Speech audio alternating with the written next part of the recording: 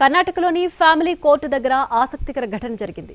ఆవేశంతో ఊగిపోయిన భార్య కోర్టు బయట భర్తను పట్టుకుని చితకబాదింది.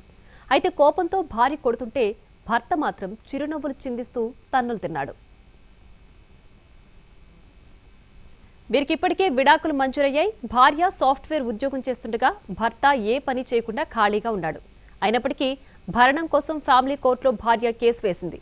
అయితే విడాకుల ప్రక్రియ కంటే ముందే భర్త తన పేరిట ఉన్న ఆస్తులన్నీ అతడి తల్లి పేరు మీదకు బదలాయించాడు. తనకెలాంటి ఆస్తులు ఆదాయం లేనందున భార్యకు భరణం ఇవ్వలేనని కోర్టుకు తేల్చి చెప్పాడు. అతని వాదనతో కోర్టు ఏకీభవించింది.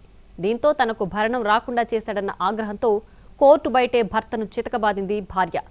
ఆస్తులెలాగో తన తల్లి పేరు మీద బదలాయించారన్న ఆనందంతో అతడు నవ్వుతూ భార్య చేతిలో తన్నులు తిన్నాడు.